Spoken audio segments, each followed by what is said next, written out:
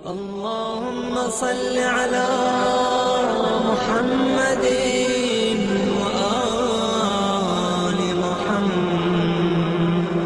امام زمان کے بارے میں ایک درس پڑھا تھا، اللہم صلی علی محمد وآل محمد وعجل فرجهم.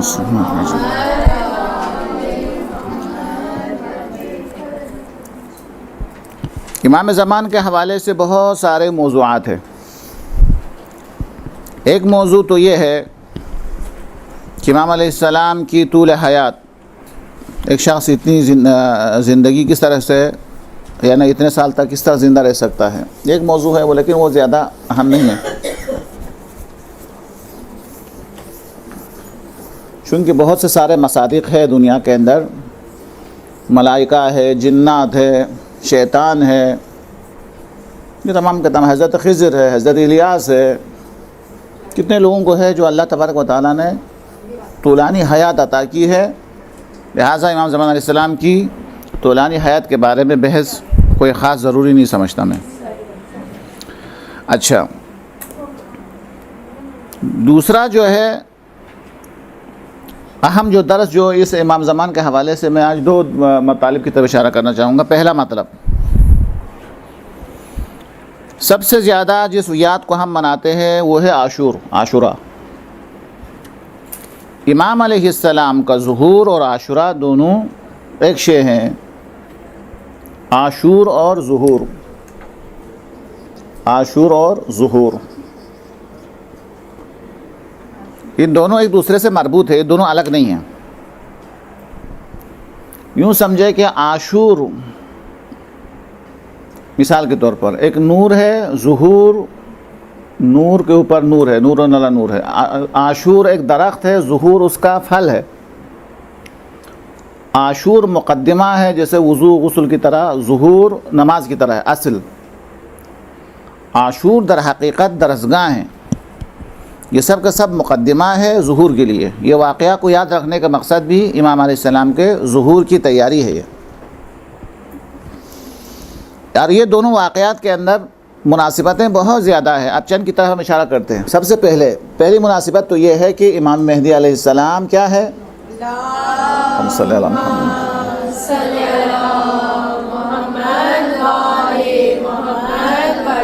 سب سے پہلے تو آپ کو پتہ ہے کہ یہ لقب ہے، لفظ مہدی ہے، درست ہے؟ مہدی غلط ہے، مہدی. اچھا، سب سے پہلے تو یہ امام حسین علیہ السلام کا فرزند ہے. یہ مناسبت تو یہ ہے. امام کس کے فرزند سے ہے، کن کی اولاد میں ہے؟ امام حسین کے فرزند ہے، فرزند امام حسین ہے. ظہور کا تعلق امام مہدی سے اور عاشور کا تعلق امام حسین سے. آپ ان دونوں کی مناسبت ہیں. ایک تو یہ ہے کہ ان کا فرزند ہے. دوسرا یہ ہے کہ امام مہدی علیہ السلام ولی دم ہے. امام حسین شہید ہوئے ہیں. جب امام حسین شہید ہوئے ہیں تو جو خون کا جو وارث ہے، ولی دم جو خون کا وارث ہے، باپ اگر شہید ہو جائے تو بیٹا وارث ہوتا ہے. تو اس زمانے کے اندر امام حسین علیہ السلام کے خون کا جو ولی دم ہے، جو وارث ہے، وہ کون ہے؟ ظاہر ہے امام زمانے کا امام ہے.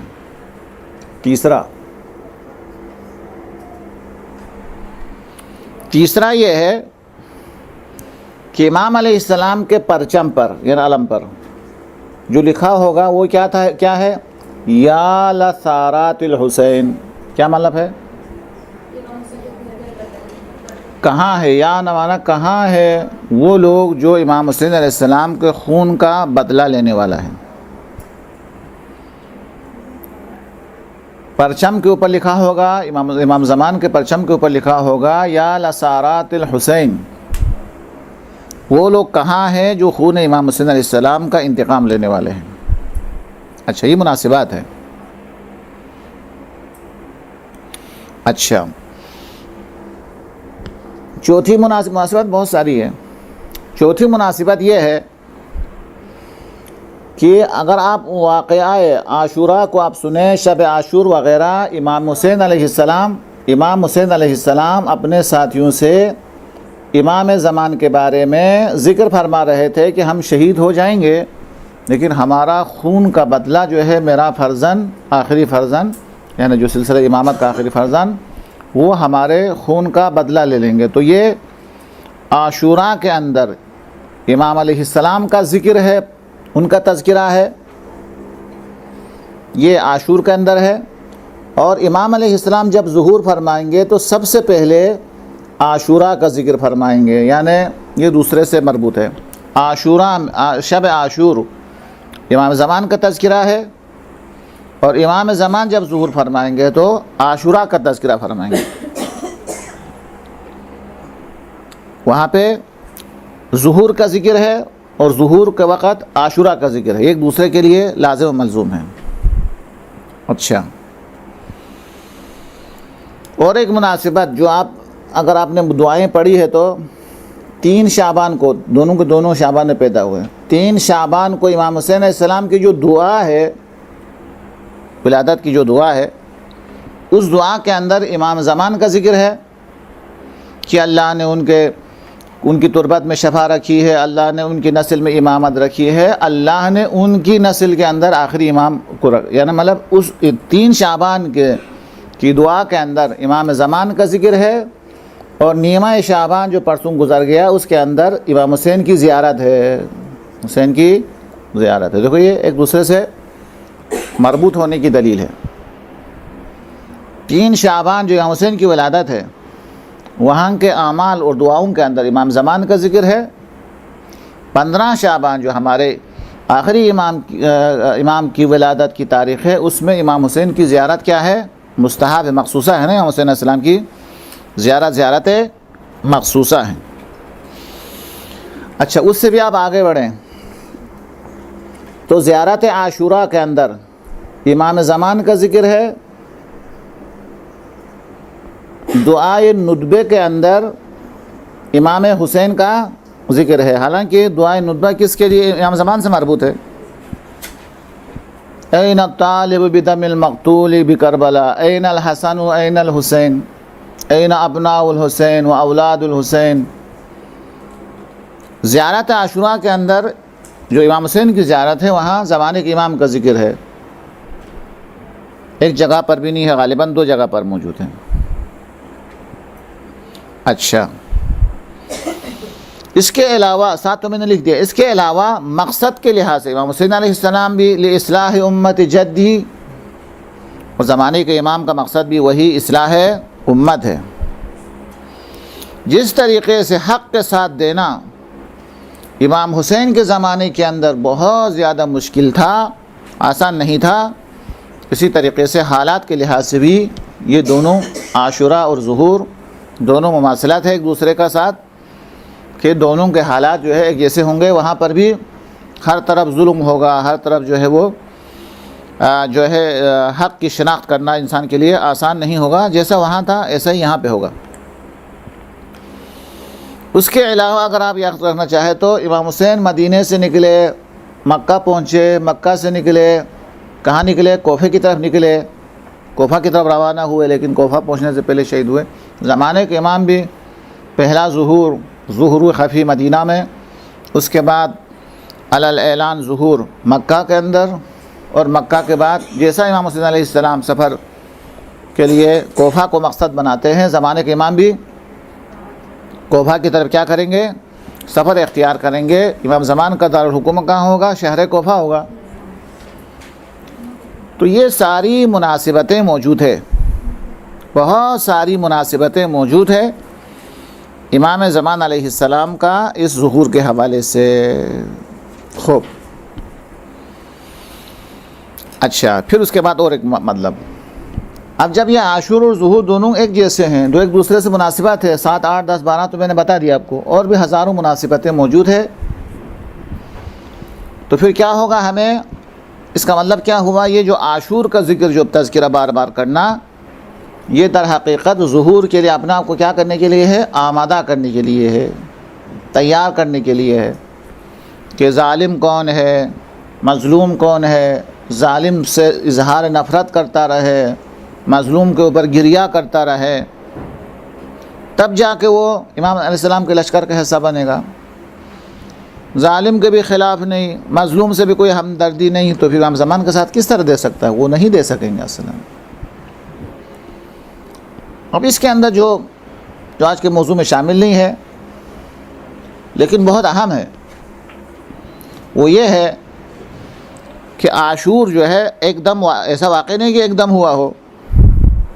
اس عاشور کے لیے اللہ کے رسول امام حسین کو تیار فرما رہے تھے، تربیت دے رہے تھے کہ آپ کو یہ کرنا ہے.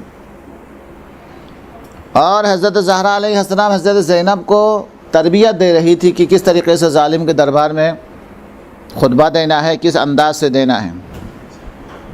اس طریقے سے مولا کائنات حضرت عباس کو عاشور کے لیے کیا کر رہے تھے؟ تیار کر رہے تھے.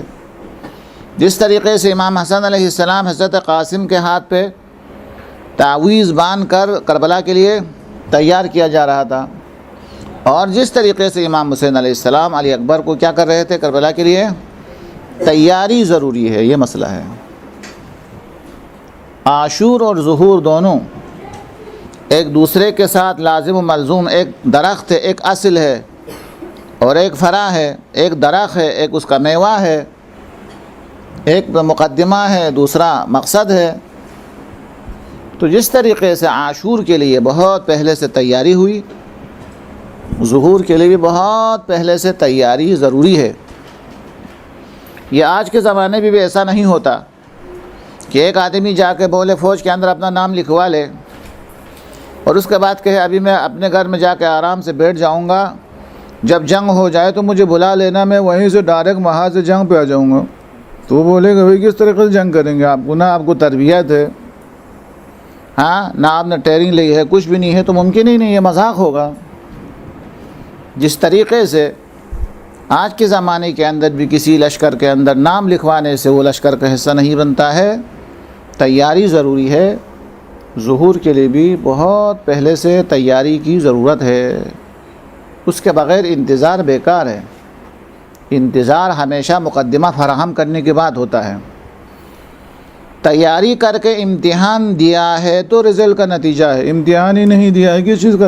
ہاں، انتظار ہے. انتظار معنی نہیں رکھتا. انتظار مقدموں کو انجام دینے کے بعد کے مرحلے کو کہا جاتا ہے. زمین کو نرم کرنے کے بعد، بیج ڈالنے کے بعد، پانی دینے کے بعد پھر انتظار کیا جا سکتا ہے کہ یہاں سے کوئی زراعت پیدا ہو جائے گی. کچھ بھی نہیں کیا ہے، آرام سے بیٹھا رہا ہے کہ زمین سے زراعت باہر آئے گی، کبھی بھی نہیں آئے گی. وہ بالکل اسی طریقے سے نہ کسی مولانے کو بلایا ہے، نہ کسی کو مجلس کے اندر بلایا ہے، کچھ بھی نہیں ہے، اور گھر کے اندر بیٹھ کے بولا ہمیں مجلس کا انتظار ہے، تو وہ لوگ مذاق اڑائیں گے. انتظار جو ہے اس وقت ہوتا ہے کسی ذاکر سے بات کی ہو، لوگوں کو مجلس کے اندر آنے کی دعوت دی ہو، گھر کے اندر جو ہے فرش عزا جو ہے بچھا دی ہو، پھر کہہ سکتے ہیں کہ مجلس کا انتظار مقدمات چاہتا ہے. اور آرام سے بیٹھنے کا نام انتظار نہیں ہے. انتظار ہمیشہ مقدمات فراہم ہونے کے بعد ہوتا ہے. تو اگر ہم انتظار میں ہے، حالت انتظار کے اندر ہے، تو حالت انتظار انسان سے عمل کا تقاضا کرتا ہے. اچھا، موضوع کو بدلنے سے پہلے حدیث کے اندر آیا ہے، کتابوں کے اندر آیا، علماء سے ہم نے سنا ہے کہ جو شخص امام علیہ السلام کے لشکر کے اندر حصہ بننے کے لیے تیاری شروع کرتا ہے اور اپنے آپ کو اس حصے کے اندر جو تیاری کرنی چاہیے وہ تیاری کر لیتا ہے، تو فرمایا اس کے لیے سمجھو امام ظاہر ہو چکے السلام. اب اس کو کیا مقصد یہی تھا کہ تیاری ہو گئی، تیاری شروع ہو گئی، تو ٹھیک ہے، اس کے لیے سمجھو ظہور ہو گئی امام علیہ السلام پر. تو یہ ہوئی. تو ایک تو یہ ہے کہ عاشور جو یہ ابھی ہم جو مناتے ہیں، یہ عاشور نہیں تو وہی ہوگا جیسے ایک شخص نے مجھے کربلا ہی میں پوچھا تھا.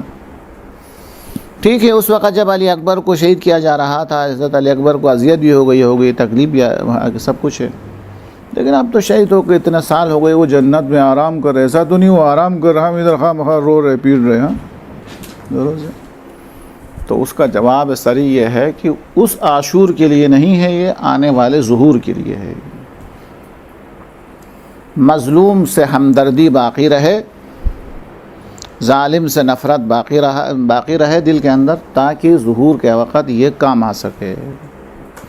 ورنہ مظلوم سے ہمدردی نہیں ہے، ظالم سے نفرت نہیں ہے، تو پھر امام زمان کا ساتھ خامخواہ کیوں دے گا وہ؟ اچھا، پھر اگلا مرحلہ یہ ہے کہ ظہور کا انتظار وہی کرے گا جو زمانہ حال سے بیزار ہوگا. وہ اپنے نظام سے بڑا خوش ہے، بہترین بچت جو ہے بہترین اس سے خوش ہے، بہترین نمائندہ جو اس سے وہ خوش ہے، صدر سے، وزیر اعظم سے، ملک سے بہت خوش ہے، نظام سے بڑا خوش ہے، اور ان کے کامیاب ہونے پر جشن بھی منا رہے، سب کچھ منا رہے۔ اس کا مطلب ظہور کا انتظار تو نہیں ہو رہا۔ پھر انتظار کے لیے تو حالات سے بیزار ہونا ضروری ہے۔ جو شخص موجودہ نظام سے بیزار ہوگا وہ کسی انقلاب کا انتظار کرے گا۔ جو موجودہ نظام کو بہترین نظام سمجھ رہا ہوگا وہ کیوں انتظار کرے گا؟ وہ انتظار مذاق ہے اس کا۔ شرط اول یہ ہے کہ سب سے پہلے وہ موجودہ نظام سے کیا ہو جائیں؟ بیزار ہو جائیں، اس سے نفرت ہو، اس سے بیزاری ہو، اس کے کسی کامیابی کو کوئی جشن منانے کا مفہوم نہ ہو، تو وہ جو ہے انتظار ہے، وَإِلَّا وہ مذاق ہے باقی۔ یہ ایک مطلب تھا جو میں نے آپ کے سامنے بیان کرنا چاہا۔ تو بیزار ہونا، ہاں علامہ اقبال نے بھی کہا کہ وہ ہاں ہے زمانے میں وہی کیا ہے تمہارا امام برحق جو تمہیں حاضر و موجود سے بیزار کرے۔ وہ حاضر و موجود سے بیزار کرے وہ امام ہوتا ہے اصل میں۔ جو حاضر اور موجود کا عاشق بنا دے وہ امام نہیں ہوتا، وہ غلام بنانے والا ہوتا ہے۔ ہر موجود سے، ہر شے سے بیزار کر دے، خدا کا بنا دے، الہی بنا دے، ہر شے سے آزادی دلا دے، وہ امام برحق ہوتا ہے۔ خوب، تو ظہور کے یہ ہے۔ اب میں موضوع تھوڑا سا بدل کے 10-15 منٹ ہو رہ گیا تو اس میں موضوع کو بدل رہا ہوں۔ اب جو ہم انتظار کر رہے ہیں جس سے انقلاب کا یا اس امام علیہ السلام کے ظہور کا، اس کے شرائط کو شاید پہلے ذکر کیا تھا غالباً، یا ذکر کیا تھا نہیں کیا تھا۔ پہلی شرط، ہمارے اندر اتنی استعداد ہو، طاقت ہو کہ ہم اس نظام کو سمجھ سکیں، ایک۔ دوسری شرط، امامت نعمت عظمیٰ ہے جو اللہ تبارک و تعالیٰ نے ہماری نافرمانی کی وجہ سے، اماموں کے ساتھ نہ دینے کی وجہ سے سزا کے طور پر امام کو ہم سے الگ رکھا ہے۔ جب تک ندامت نہ ہو، امام کے ساتھ دینے کا وعدہ نہ ہو، امام ظہور نہیں فرمائیں گے۔ جی مثلا امام نعمت ہے، امامت نعمت ہے۔ حضرت علی علیہ السلام کا زمانہ تھا، لوگوں نے علی کے ساتھ نہیں دیے، امام حسن کے ساتھ بھی نہیں دیا، امام حسین کے ساتھ بھی بہت کم لوگوں نے دیا۔ بعض قتل کیا گیا، بعض کو زندان میں رکھا گیا، بعض کو جلا وطن کر دیا گیا، لوگوں نے کچھ قدردانی نہیں کی نعمت کی۔ تو اللہ تبارک و تعالیٰ نے اس نعمت کو پردے غیب کے اندر رکھ دیا ہے تاکہ انسان کو احساس ہو جائے کہ یہ کتنی بڑی نعمت ہے۔ کفران نعمت کی وجہ سے یہ نعمت ہم سے اللہ تبارک و تعالیٰ نے ایک لحاظ سے پردے میں رکھ دیا ہے۔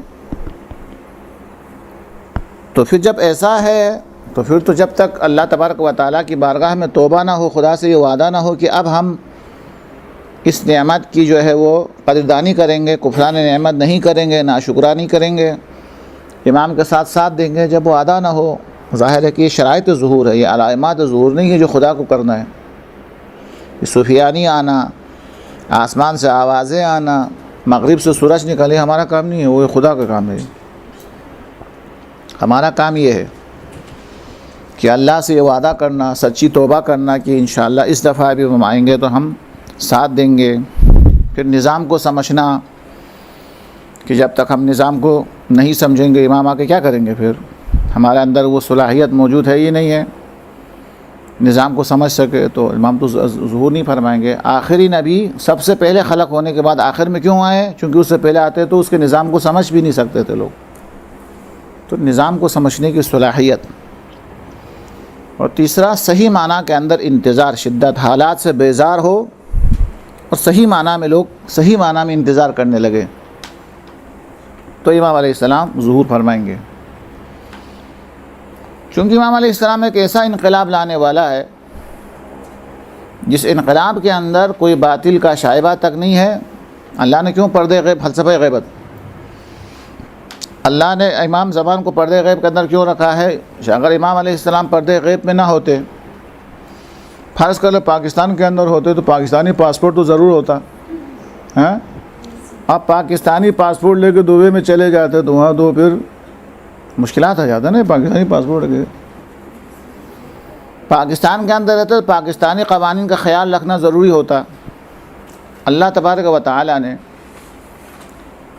آخری حجت کو پردے کے اندر رکھا تاکہ کسی قانون کے پابند نہ ہو, آزاد ہو, کسی ملک کے پابند نہیں ہو, کسی کو اپنے اوپر سربراہ نہیں مانتے, وہ نہ کسی زمین کی کسی ایک سرحد کے ساتھ مخصوص ہے, نہ کسی ملک کے ساتھ مخصوص ہے, نہ ان کے قوانین کا حلف اٹھانا اس کے لیے ضروری ہو. آزاد ہی آزاد اللہ نے رکھا ہے. نہیں ہوں گے, ہر جگہ ہوں گے, ہر جگہ ہوں گے. امام علیہ السلام کی غیبت کے بارے میں بہت سارے اقوال ہیں, لیکن اس میں برمودا نہیں ہے خلاصہ. جی ہاں جی ہاں جی ہاں, وہ ہمارا عقیدہ کا حصہ نہیں ہے. بعض لوگ آپ دعائے کمیل کے اندر ہم کیا ہے زی توا او برضوا ام زی توا یہ وغیرہ ہے نا, یہ رضوا ہے, زی توا ہے, یہ مقامات کا نام ہے. مدینہ مکہ کی جو مخصوص جگہ ہے, کسی جگہ کا نام رضوا ہے, کسی جگہ کا نام زی توا ہے. کہ امام زمان سے وہ دعائے رتبہ کے اندر کہتے ہیں کہ میں کہاں کہاں تلاش کروں, رضوا کے زمین پہ جا کے تلاش کروں, زی توا میں جا کے تلاش کروں. بعض روایت کہتی ہے کہ وہاں ہے. مثلا بعض روایات کے مطابق زمانے کے امام صحرا بیابان ان مقامات پر آپ رہتے ہیں. بعض روایات کے مطابق امام علیہ السلام ہمارے درمیان رہتے ہیں. اسی کو زیادہ قوی سمجھا جاتا ہے. ہمارے درمیان رہتے ہیں اور ہمارے ساتھ زندگی گزار رہے ہوتے ہیں, ہماری مدد بھی کر رہے ہوتے ہیں. ہم اس کو پہچان نہیں سکتے. خلاصہ وہی جو مثالیں میں نے دی تھی. یہ اولادیں بھی ہے, سب کچھ. جی جی جی جی جی آبا صالح, اگر آبا صالح کس لیے کہتے ہیں. چلیں, لیکن جزیرہ برمودا وغیرہ یہ عقائد پانی میں امام علیہ السلام کا جو وکیل ہے حسین ابن روح, وہ پانی سے مربوط ہے. امام زمان تو اچھا چلے, بس بتانا ضروری تھا. یہ بتاؤں آپ کو, آپ کا نام کیا ہے؟ امام زمان. کیا معنی ہے اس کا؟ معنی زمانے کا امام. یہ ہے اصل میں سمجھنے کا. امام الزمان یعنی وہ ہم زمان نہیں, ہم زمانیات ہے. ہم زمان سے منسوب ہے. زمین بھی زمان سے منسوب ہے, سورج بھی زمان سے منسوب ہے, دن اور رات بھی زمان سے منسوب ہے. زمانے کے امام ان سے بلا. اچھا, اس میں امام زمان عربی لفظ ہے, یا صاحب الزمان. عربی کے اندر کیا ہے؟ صاحب الزمان. یہ تو عربی لفظ ہے نا. ولی العصر, عصر وہی زمانہ, ولی العصر یہ عربی لفظ ہے. اسی کا ترجمہ ہم کہتے ہیں امام زمان.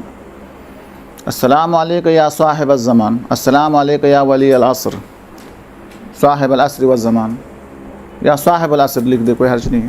یہ صاحب عصر اور ولی العصر اس کا ترجمہ ہے کس کا؟ امام زمانے کا امام, صاحب العصر. زمانیات کا امام نہیں, زمانے کا امام. چلو میں اس مطلب کو سمجھانے کے لیے ایک واقعہ سناتا ہوں. میر داماد ایک شخص ہے, کہتا ہے کہ ان کی والدہ تھے غالباً, کہے والدہ بیمار ہو گئی. ڈاکٹر نے جواب دیا. ہم اس کو لے کر گئے, نجف گئے. نجف میں امام کی زرعی میں پہنچے. امام کے زرعی میں دعا مانگ رہے تھے. کسی شخص نے کہا کہ عصر کے ٹائم پہ کوئی شخص آتا ہے, وہ بتا سکتا ہے کہ کیا بیماری ہے, تمہاری والدہ ٹھیک ہو سکتی ہے نہیں ہو سکتی ہے, وہ بتا دے گا. وہ کہتا ہے کہ میں ظہر کے زوال کے وقت انتظار کرتا رہا, تو ایک شخص آیا. تو ہم کچھ کہنا چاہتے تھے, ہمارے کچھ کہنے سے پہلے خود ہی انہوں نے کہا کہ آپ لوگ فلان جگہ سے آئے ہیں. صحیح بتایا انہوں نے. آپ لوگ ایک خاتون کے مسئلے میں میرے پاس آئے ہیں, وہ بھی صحیح بتایا انہوں نے.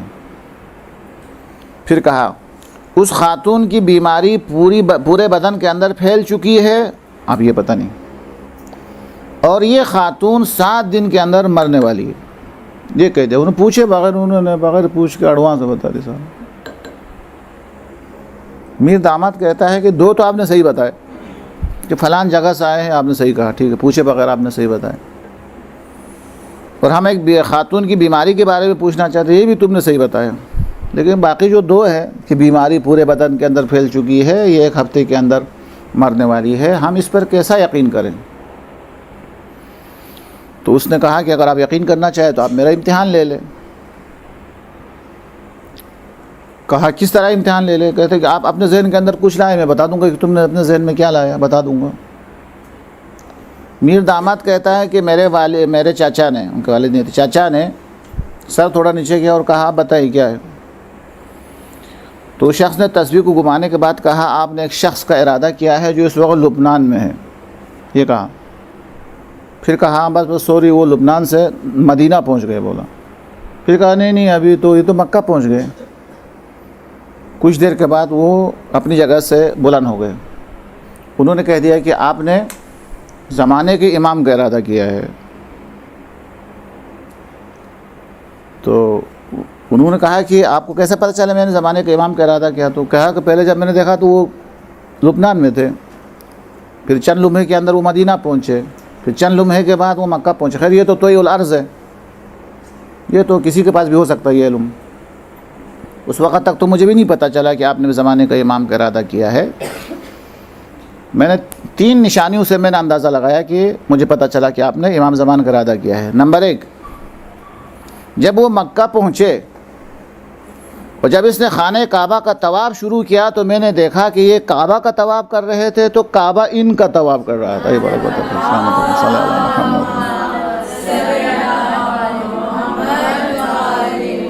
مجھے یہ محسوس ہوا کہ کعبہ اس کا طواف کر رہا ہے، درست ہے، خوب۔ کچھ دیر کے بعد میں نے یہ دیکھا، میرے علم نے یہ مشاہدہ کیا کہ کائنات کے اندر ہر شے من جملہ زمین وغیرہ سورج کے اطراف گردش کرتا ہے، میں نے دیکھا سورج ان کے اطراف میں گردش کر رہا ہے، درست ہے۔ یہ ذات جو حجت الہی ہے، اس کے اطراف میں سورج کو گردش کرتے ہوئے دیکھا میں نے۔ اور اس کے بعد کہتا ہے کچھ دیر کے بعد وہ میرے علم سے باہر چلا گیا، مجھے نظر ہی نہیں آ رہا ہے وہ کہاں ہے، اس لیے میں نے اندازہ لگایا کہ آپ نے زمانے کا امام کا جو ہے وہ ارادہ کیا ہے۔ تو یہ ہے صاحب زمان، وہ سورج اور چاند کے اوپر بھی ان کا بھی امام ہے، وہ درست ہے۔ تبھی تو وہ اتنے عرصے کے بعد جب ظہور فرمائیں گے تو 40 یا 40 سال سے کم کے ہوں گے وہ۔ اچھا یہ لقب صرف امام زمان کا ظاہر ہے، امام صادق کا لقب صاحب زمان نہیں ہے، کسی بھی امام کا صاحب العصر وقت نہیں ہے۔ کہ کسی نے امام صادق کو جب صاحب زمان کہا، صاحب العصر کہا تو آپ ناراض ہو کہا صاحب العصر میں کہاں ہو سکتا ہوں، میں تو بوڑھا ہو چکا ہوں، یہ فرمایا، میں صاحب الزمان صاحب العصر نہیں ہوں، میں تو بوڑھا ہو چکا ہوں۔ کہا پھر صاحب زمان کون ہے؟ کہا صاحب زمان وہ ہے جو زمانے کا بھی امام ہوتا ہے، وہ اس پر گردش لیل اور نہار کا کوئی اثر نہیں ہوتا ہے۔ تو کہا امام تو سب ایک ہوتے، کہا نہیں، ہم دنیا کے اندر لوگوں کو سمجھانے کے لیے آئے ہیں، ہادی بن کے آئے ہیں، ٹیچر بن کے آئے ہیں۔ ہم کبھی بچپنا گزارتے ہیں تاکہ لوگوں کو پتہ چلے کہ بچپنا کس طرح گزارا جاتا ہے، پھر ہمارے اوپر ظاہری طور پر جوانی آتی ہے تاکہ لوگوں کو پتہ چلے جوانی کو کس طریقے سے گزارنا ہے، پھر ہم بوڑھے بھی ہو جاتے ہیں تاکہ لوگوں کو پتہ چلے کہ بڑھاپے کے اندر کس طریقے سے عبادات معاملات کس طریقے سے کرنا ہے۔ اس لیے ظاہری طور پر یہ بوڑھا ہونا، جوان ہونا، بڑے ہونا، یہ چونکہ ٹیچر ہے جو سمجھانا ہے ہر صنف کو، اس لیے ہمارے اوپر یہ سورج اور چاند کے اثرات تمہیں نظر آتا ہے، یہ تو حدیث کا ہے، لیکن اس کے بعد ہم خود اپنی طرف سے کہہ سکتے ہیں کہ یہ چیزیں پرانی ہونا، بوڑھا ہونا، طاقتیں ختم ہونا، یہ ٹائمنگ کس کی وجہ سے وجود میں آتا ہے؟ ٹائم جو وجود میں آتا ہے سورج اور چاند کی حرکت سے، اور اسی سے انسان بوڑھا ہوتا ہے، بچے بڑے ہوتے ہیں، یہ سب کچھ ہوتا ہے۔ وہ چاند اور سورج کس طریقے سے اہل بیت کے اوپر اثر انداز ہو سکتا ہے جس کے اشارے پہ چاند 2 حصے میں تقسیم ہوتا ہو، جن کی ایک نماز قضا ہو جائے تو سورج پلٹ کے واپس آتا ہو، تو ان کا اثر ان کے اوپر کیا ہو سکتا ہے؟ ان کا اثر ان کے اوپر ہے۔ تو صاحب زمان کا معنی ہے کہ سورج کا بھی امام، صاحب العصر کا معنی ہے سورج کا بھی امام، چاند کا بھی امام، کائنات کے ہر شے کا امام، اس کا مالک ہے۔ وہ زمانیات کا امام نہیں ہے، وہ پورے زمانے کا امام ہے، اس کی طاقت کا کوئی اندازہ نہیں لگا سکتا۔ تمام انبیاء کے پاس جتنی طاقتیں موجود ہیں، زمانے کے امام کو اللہ نے وہ ساری طاقتیں عطا فرمائی ہیں۔ وہی عصا جو حضرت موسیٰ کے وہ عصا آپ کے پاس ہے، وہی انگشتری جس سے حضرت سلیمان حکومت کیا کرتے تھے وہ بھی آپ کے پاس ہے، وہی علم و ہنر جس سے مردے کو زندہ کیا کرتے حضرت عیسیٰ وہ بھی آپ کے پاس موجود ہے، وہی طاقت جس کی وجہ سے رسول خدا چاند کے 2 ٹکڑے کیا کرتے وہ بھی آپ کے پاس ہے، وہی طاقت جس کی وجہ سے سورج جو ڈوبا ہوا سورج واپس آیا تھا وہ بھی آپ کے پاس موجود ہے، اور علی کی وہ والی شجاعتیں جو ہمیں نظر آتی ہے وہ بھی آپ کے پاس ہے، اس کے علاوہ بھی آپ کے پاس ہے، چونکہ روایت کے اندر آیا ہے کہ علی اپنی شجاعت نہیں دکھا سکے، اس لیے کہ علی کو پتہ تھا کہ میرے دنیا سے جانے کے بعد ظالم حکومتیں آنے والی ہے، اس لیے علی نے اپنی شجاعت کبھی نہیں دکھائی۔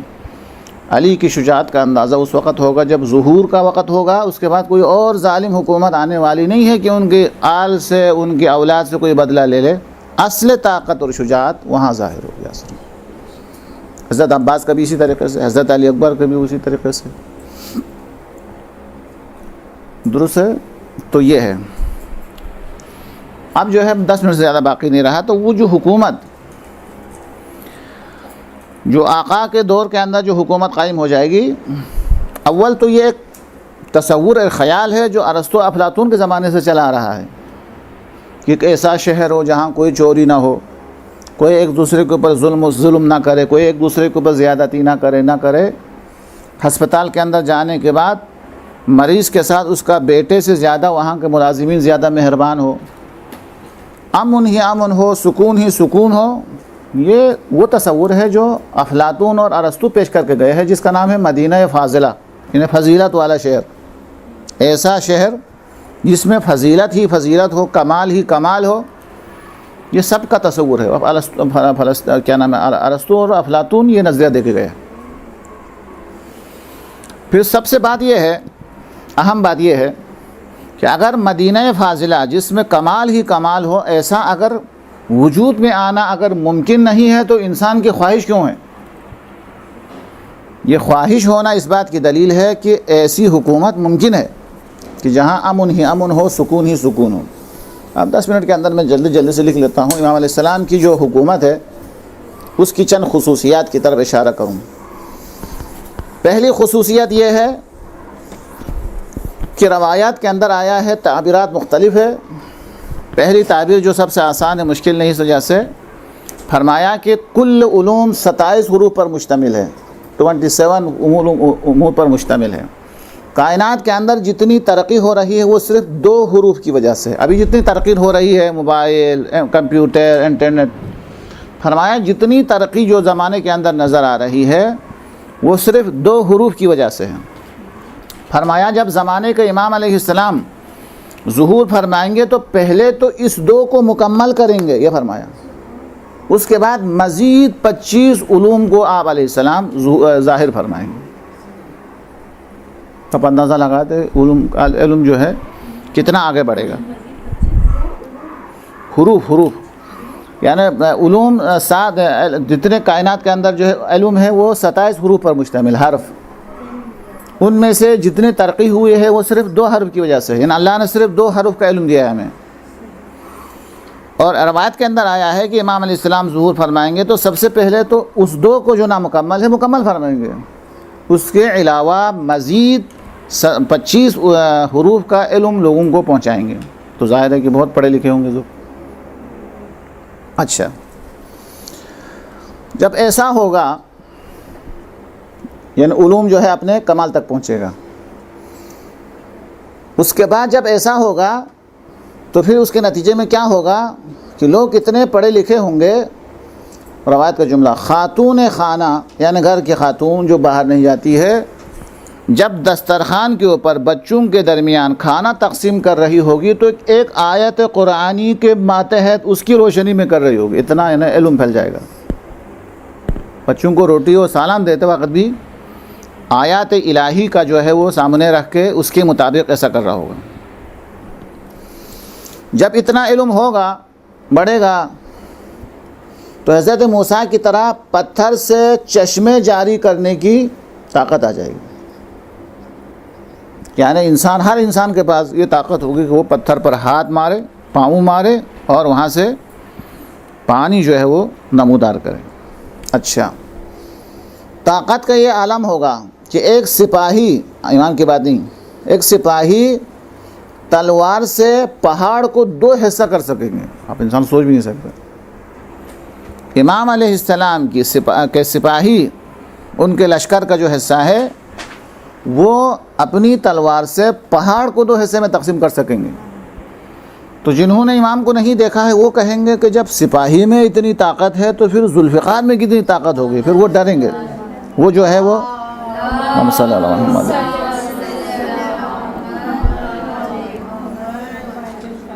خوب، پھر اس کے بعد جو ہے وہ 2 لفظ استعمال ہوتا ہے اگر آپ کو یاد ہے تو، یملأ اللہ بہ الارض قسطا وعدلا، ایک قسط بھی ہے، عدل بھی ہے. کما ملئت ظلما وجورا، 2 لفظ ہے. ایک دوسرے سے اتنے قریب ہو جائیں گے، ایک دوسرے سے قریب ہو جائیں گے، یعنی آج کی اصطلاح کے اندر نہ مچھر ہمیں کاٹ کے ڈینگی بخار کرے گا، ہاں، نہ جو ہے کوئی جانور شیر ہمیں کاٹ سکے گا. وہ سب کے سب ہمارے خادم بنیں گے. ایک دوسرے، کوئی انسان کو اذیت دینا تو دور کی بات، جانور کو بھی اذیت نہیں دے گا، جس کو کہا جاتا ہے قسط. قسط وَبِهِ يَمْلَأُ اللَّهُ الْأَرْضَ قِسْطًا وَعَدْلًا، عدل بھی ہوگا، قسط بھی ہوگا. کما ملئت ظلما وجورا، جیسا کہ دنیا کے اندر کیا ہو رہا تھا، پہلے ظلم بھی ہو رہا تھا، جور بھی ہو رہا تھا. اب جب وہ ظہور فرمائیں گے، نہ کسی جانور پر ظلم ہوگا جو قسط، نہ انسانوں پر ظلم ہوگا، نہ اپنا پر ظلم ہوگا. گناہ نہیں کریں گے، اپنا پر بھی ظلم نہیں ہوگا. اور گناہ کیوں نہیں کریں گے؟ عجیب، استاد کے ہاتھ میں جو چھری ہے وہ بھی بولنا شروع کرے گی. جوتے کے جو بند ہے، یہ بھی بولنا شروع کریں گے. اور چھپ کے بھی گناہ کرنے سے ڈریں گے، کہیں امام کو یہ شکایت نہ کرے، اصل دور سے دیوار جو ہے کہیں شکایت نہ کرے. تو یہ انسان جو ہے نہ کسی اور پر ظلم کرے گا، نہ کسی جانور پر ظلم کرے گا، کچھ بھی نہیں کرے گا. خلاصہ اچھا، اب تو بہت زیادہ ہے، ان سب کو بتانے کا ذکر نہیں رہا، پر ٹائم نہیں رہا.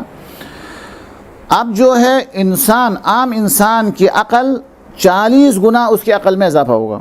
1 سال 10 سال کے اوپر بھاری ہوگا. اتنے خوشحال ہوں گے کہ بچے دعا کریں گے پروردگار ہم کب جوان ہو جائیں، اور بوڑھے تمنا کریں گے کاش ہم دوبارہ بچے ہو جائیں. زندہ دعا کریں گے کاش ہمارے مرنے والے زندہ ہو جائیں تو ہمیں دیکھ کے کتنا خوش ہو جائیں. یعنی ایک دوسرے کو یاد کریں گے اس طرح. بادلوں پر سفر کرنا جیسے سلیمان کرتے تھے، ایسا ہمارے لیے ممکن ہوگا. اور اس سے زیادہ اور کیا کر سکتے، ترقی کا وہ عالم ہوگا کہ پوری دنیا کا سیر کرنے کے لیے 1 گھنٹہ بھی کافی ہوگا. 1 گھنٹے میں پوری دنیا کو دیکھ سکے گا، بغیر آلہ کے دنیا کے ایک حصے سے دوسرے حصے کو دیکھ سکے گا، بغیر آلہ کے وہاں کی آواز وہ یہاں سن سکے گا. اور اس طریقے سے ایسا جو ہے وہ انسان کے سامنے جب گناہ نہیں کرے گا، سب کچھ نہیں کرے گا، تو اللہ تب آسمان کے تمام دروازے کھولے جائیں گے، چونکہ جب ہر اطاعت ہو. زمین خوش ہو کے اپنے تمام خزانے جو ہے وہ باہر نکال کے انسان کے سامنے پیش کرے گی کہ اطاعت کو دیکھ کے. اور اس طریقے سے، اور آپ کو پتہ ہے کہ رجعت ہمارا عقیدے کا حصہ ہے. اور امام علیہ السلام کے ظہور کے بعد جو لوگ دنیا سے گئے ہیں، 2 قسم کے لوگ واپس آئیں گے. ایک انتہائی خراب لوگ، اور ایک انتہائی جو بہترین افراد ہیں وہ لوگ دنیا کے اندر دوبارہ واپس آئیں گے، تاکہ وہ اچھا. اور یہ کوئی ہماری عقل سے بعید چیز بھی نہیں ہے کہ بہت قرآن کریم کے اندر کتنے گناہوں کے بارے میں اللہ نے یہ فرمایا ہے کہ ہم ان کو دنیا میں بھی عذاب دیں گے، آخرت میں بھی عذاب دیں گے. تو ہم کہیں گے پروردگار، یہ سعودی عرب کے بادشاہ تو دنیا کے اندر وہ عیش کرتا ہوا دنیا سے جا رہا ہے. یمن کے اندر اتنے بچوں کو خواتین کو مسجد کو ہر ایک کو شہید کر رہا ہے.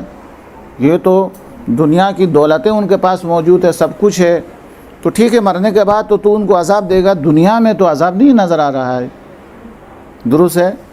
تو اس کا جواب یہی ہے کہ اللہ تبارک و تعالی ان کو دوبارہ زندہ کرے گا. وہ جو کہا ہے دنیا کے اندر بھی عذاب دے گا خدا، وہ عذاب ضرور اللہ تبارک و تعالی دے گا.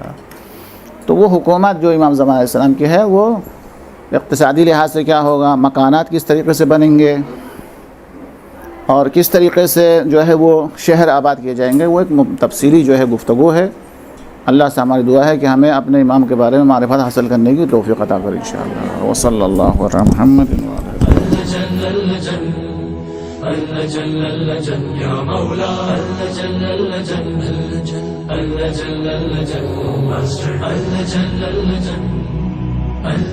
يا صاحب السماء